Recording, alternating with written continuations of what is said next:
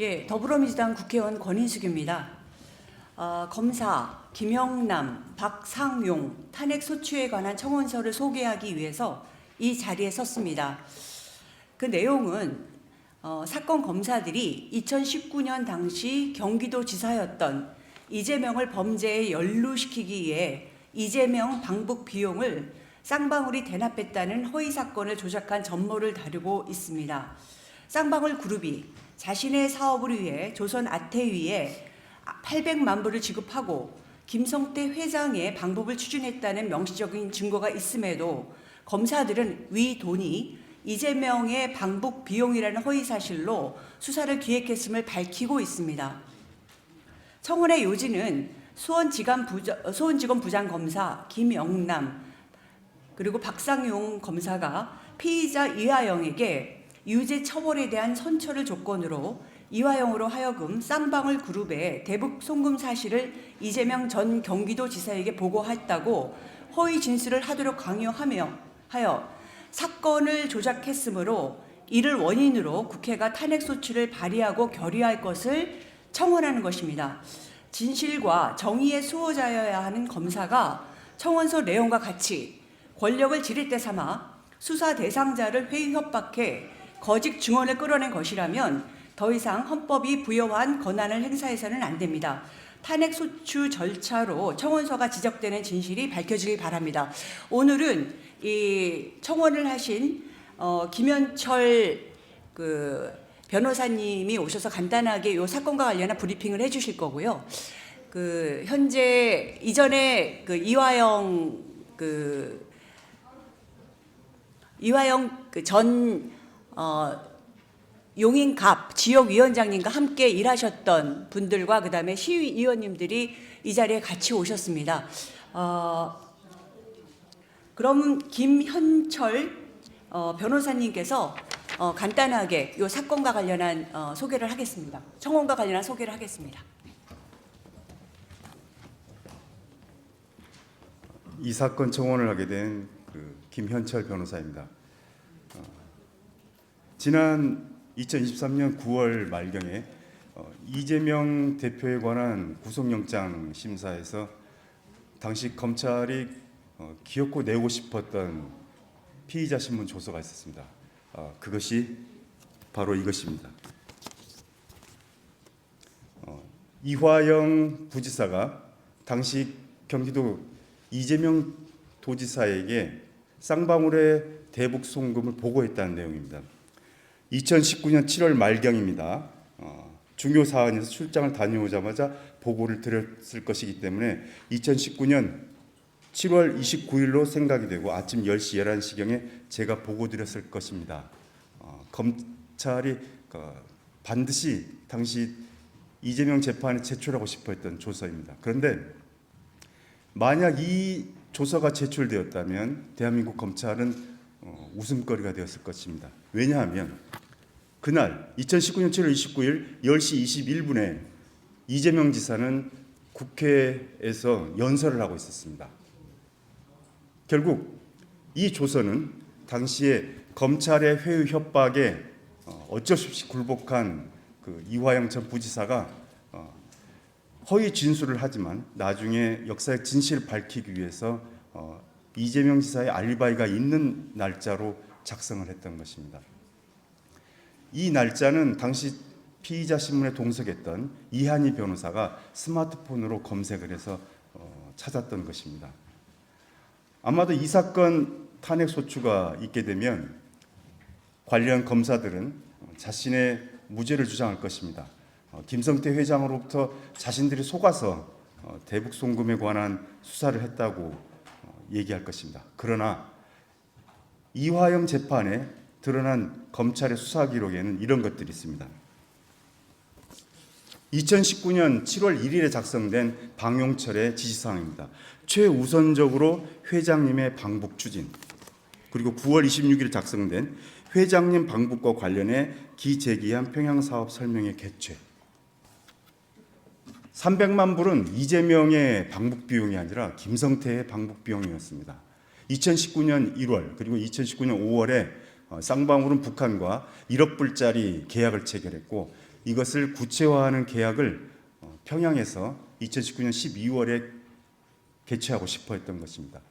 그 목적은 대북 경협 사업을 성공시켜서 쌍방울의 계열사인 나노스의 주가를 상승시키려는 의도였던 것입니다.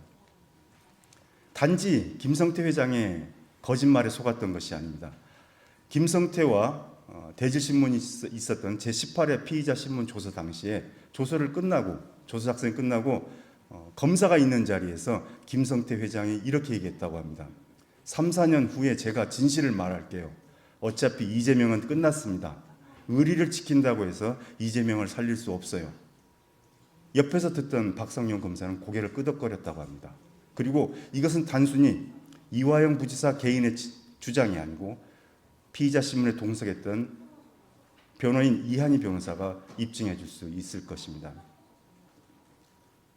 저는 전 민주당 의원이자 전 민주당 경기부지사의 변론을 하기 위해서 이 사건 청원을 한 게 아니고 부당한 국가 권력으로부터 1년이라는 기간 동안 자유를 박탈당한 한 개인의 인권을 회복하기 위해서 이 청원을 한 것입니다. 검사는 어떤 경우에도 정치적 당파성을 가져서는 안 됩니다. 오로지 진실과 정의의 수호자여야 합니다. 이들 검사들은 헌법이 부여한 권한을 행사할 수 있는 검사가 더 이상 아니며 이제 단순한 범죄자일 뿐입니다. 국회가 이들에 대해서 진실을 밝혀줄 요청드립니다. 이상입니다. 이 청원 형식을 통해서 지금 그 두 검사의 이 사실은 납득할 수 없고 인정할 수 없는 피의자에 대한 이 겁박 행위와 모사 행위 등에 대해서 저희가 이제 이 두 분이 이제 청원을 하셨고요. 저는 국회에 그것을 소개하기 위해서 오늘 이제 이 자리에 섰습니다. 뭐 질의하실 거 있으면 얘기해 주시죠. 당내에 검사 범죄들 TF가 있는 걸로 알고 있는데 네. 거기와도 통해서 앞으로 추진을 구체적으로 하실 계획이신지 궁금합니다. 일단 청원 후에 청원을 이제 청원서를 제출한 후에 어떤 식으로 진행해야 될지 당하고 굉장히 긴밀하게 논의를 해야 되겠죠. 네. 아직까지 그러면은 지금 현재 그 발의하신 검사 탄핵에 대해서는 당 내에서는 아직 합의라든가 이런 예, 그런 절차는 그러한 국회의원 발의를 통해서 지금 이 검사 탄핵이 진행되는 건 아니잖아요. 그래서 이제 진행 과정이 있을 겁니다. 이화영 부지사 진술 번복이랑 관련해서는 민주당이 회유를 했다는 사법방해 의혹도 있는데 이게 탄핵 사유가 될 수 있을 거라고 보십니까? 먼저 배포했던 보도 자료를 참고하시면 될 텐데 번복을 했던 것은 종전에 허위 진술을 했던 것을 다시 진실을 밝히는 과정이었던 것입니다. 그리고 아까 기자회견에서도 보여드렸던 것처럼 당시 2019년 7월경 그리고 9월경에 쌍방울 자체가 김성태 회장의 방북을 준비하고 있었다는 명시적인 기록들이 있습니다. 그럼에도 불구하고 이러한 사실들을 검사들이 알면서도 불구하고 이재명이라는 정치인을 공격하기 위해서 이 사건이 조작되었던 것이고 이제 그 진실을 밝히기 위해서 저희가 청원에 나선 것입니다. 가장 극명하게 이화영 부지사가 이재명 도지사에게 보고했다는 그 날짜에 이재명 도지사는 국회에서 연설을 하고 있었습니다. 그러니까 이화영 부지사는 나중에 역사적 진실을 밝히기 위해서 의도적으로 이재명 도지사의 알리바이가 있는 때를 정해서 진술을 했던 것입니다. 그 사법방해 관련해서 제가 좀 부연 설명을 좀 드렸으면 좋겠습니다. 어떤 부분이냐면 정상적으로 진행이 되고 있던 재판에서 검찰이 오늘 뭐 청원의 사유가 됐던 해당 회유 압박에 의해서 거짓 진술을 했다라고 하는 그 피신 조서를 정상적으로 진행되는 재판에 들이밀기 위해서 재판 절차를 왜곡시켰고요.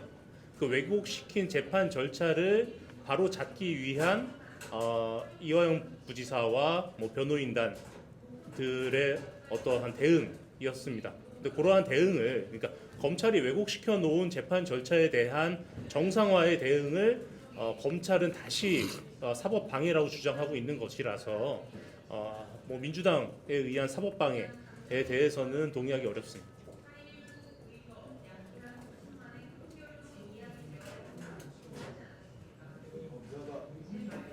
검사가 피고인이 회유 안 받겠다라는 주요된 근거가 이화영 전 부지사의 옥중 노트잖아요. 그렇습니다. 그 옥중 노트 작성 기간하고 분량이 어느 정도 되는지 그리고 그 전량을 공개하실 의향은 없는지. 예, 곧 공개할 것입니다. 어차피 국회에서 이 사건 탄핵 소추가 발의되는 과정에서 그 노트는 공개될 수밖에 없고 또 청원 과정에서 그 노트는 지금 증거로 제출돼 있는 상태입니다. 작성 기간하고 분량은 없는지. 작성 기간은 최근 한 2달 정도에 걸쳐서 있었던 것이고 이보다 더 자세한 비망록을 따로 준비하고 있습니다. 우선 좀 부연 설명드리면 이번에 증거로 제출된 비망록, 소위 비망록은 뭐 최근 2달 내에 작성한 거긴 한데요. 그러니까 이화영 부지사가 최근 2달 내에 비망록을 작성했다 이렇게 이해하시면 좀 곤란한 부분이 뭐냐면 그동안 그 검찰 조사를 받으시면서 그러니까 최근 1년 동안 한 160회 정도 소환을 받으셨습니다. 그 중에 소환에 응한 것도 있고 안 응한 것도 있으니까 160명 다 나간 건 아니지만 거의 한 100여 차례 소환을 하면서 그 소환 나가서 뭐 회유 압박을 받으신 거고 그때마다 메모를 해둔 기록들이 있습니다. 그 기록들이 있고 그 기록을 바탕으로 이번에 말씀드린 소위 비망록을 작성한 거기 때문에 비망록이라는 것이 뭐 어떠한 뭐 메모나 근거 없이 이화영 부지사의 기록에 의해서 최근 2달 내에 작성된 것은 아니고요. 기존에 이화영 부지사가 메모 형식으로 남겨놨다는 것을 이번에 그 청원에 증거로 제출하기 위해서 새롭게 정리했다라고 생각하셔야 될 것 같습니다. 분량은 한 A4 한 10장 정도? 이 정도 됩니다. 지금 쌍방울 사건 관련해서는 그래도 수사가 진행 중인 상황이고 재판도 있는데 좀 이 수사 및 재판에 대한 압력으로 탄핵이 작용할 수 있지 않을지 이런 의견에 대해서는 탄핵 소추라는 건 그 자체로 그 형사 재판의 성격을 가집니다. 그리고 설령 현재 진행 중인 수사라 하더라도 그 수사에 불법이 있다는 점을 지적하는 것이기 때문에 단지 수사가 진행되고 있다 혹은 재판이 진행되고 있다는 그 이유만으로 현재 이 사건 탄핵 소추가 방해돼서는 안 된다고 생각합니다.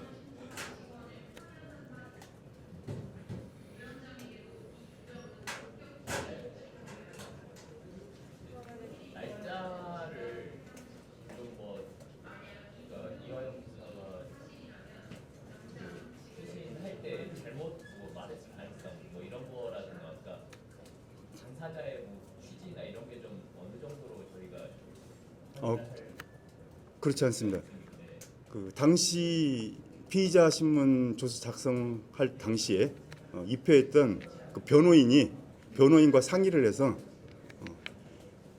이재명 도지사에게 피해가 가지 않는 날짜 그리고 나중에 이 허위 사건의 진실을 밝힐 수 있는 날짜를 찾아달라고 이화영 부지사가 부탁을 한 겁니다. 그래서 변호인이 스마트폰으로 검색을 해서 찾은 날짜입니다.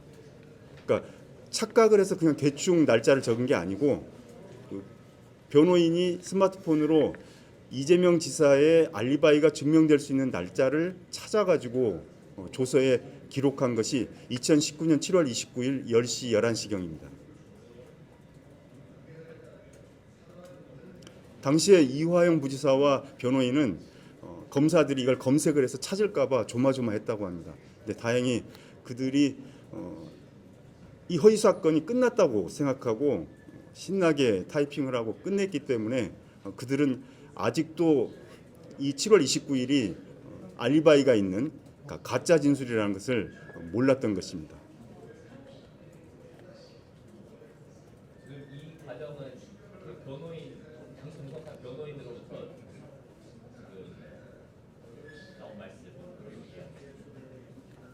예, 그렇죠.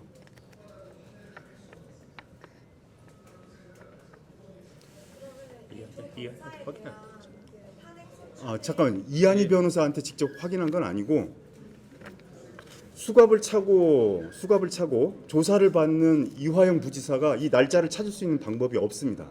그러니까 저는 이화영 부지사로부터 들은 진술이지만 이 날짜가 알리바이가 있다는 사실, 그리고 이 날짜를 찾을 방법이 없다는 사실, 그래서 그 이화영 부지사의 진술을 신뢰하고서 이 사건 청원을 제기한 것입니다. 그러니까 내용의 소스는 그러니까 이한희 변호사한테 확인이 된 건 아닙니다. 확인된 건 아니고요. 이화영 부지사의 진술이고, 이화영 부지사의 진술인데 그 부분에 대해서 이게 신뢰성이 높다라고 저희가 판단하는 이유는 당시에 검찰이 그 이재명 도지사한테 보고한 날짜를 특정해 달라는 압박이 있었고, 그 압박에 대해서 이 부지사가 진술을 해야 되는데 방금 김현철 변호사 설명한 것처럼 이 진술을 했을 경우에 이게 바로 이재명 도지사에 대한 수사로 이어질 것이라는 것을 우려를 해서 그러면 알리바이가 충족되는 날짜로 내가 측정을 해서 이것에 대한 이재명 도지사가 방어할 수 있도록 해줘야겠다라는 생각을 한 겁니다. 그리고 뭐 상식적이겠지만 구치소에 수감된 피고인이 스마트폰이나 컴퓨터를 사용할 수 없었기 때문에 그때 수사 동행을 했었던 변호사와 잠시 접견을 하면서 그 즈음에 이재명 그 도지사의 일정을 확인해 달라, 기사에 검색되는 일정을 확인해 달라 해서 그 일정에 맞춰서 진술을 하게 된 겁니다. 이 부분에 대해서는 추후에 이한희 변호사에게 확인 절차를 거치면 뭐 큰 문제 없이 확인되지 않을까 생각합니다. 저희가 청원서에 그 증인으로 이화영 부지사와 이한희 변호사를 특정을 했습니다. 국회에서 이 사건 탄핵소추가 발의되고 결의되는 과정에서는 불가피하게 증인에 대한 조사가 있을 수밖에 없기 때문에 그 실제 진실이 밝혀질 것이라고 생각합니다. 이 탄핵 소추에 대해서는 이화영 부지사도 의지가 있대요. 당연합니다. 저희가 굳이 탄핵소추라는 방법을 취한 이유는 첫 번째로 대한민국 검찰이 불법을 저지른 검사에 대해서 지나치게 관대하기 때문입니다. 이것을 다시 검찰에 맡길 수는 없기 때문이고, 그리고 두 번째로는 이전에 있었던 이정석 검사 탄핵소추와 같이 개인 비리가 아니고 본 사건은 헌법상의 원칙을 유린한 것입니다. 한 개인에게 형사피의자에 대해서 부여된 대한민국 헌법의 기본권을 철저하게 유린하고 김성태, 방영철 등의 허위 진술로 이화영 개인을 압박하고 그로 인해서 자신과 정말 정치적 동지였던 이재명을 무너뜨리는 허위 진술을 강요하게 한 것으로 인간의 존엄성을 말살시키는 대단히 추악한 범죄입니다. 이 진실을 밝힐 수 있는 것은 현재 대한민국 국회밖에 없다고 생각했기 때문에 이렇게 청원을 하게 된 것입니다. 정리를 좀 할까요? 예. 예, 하여튼 이게 사실이라면 정말 심각한 문제고요. 이 정도의 인권 탄압을 우리가 무시하고 넘어갈 수 있는 시대는 아닌 것 같습니다. 이 정도에서 오늘 지금 백브리핑을 마치도록 하겠습니다. 감사합니다.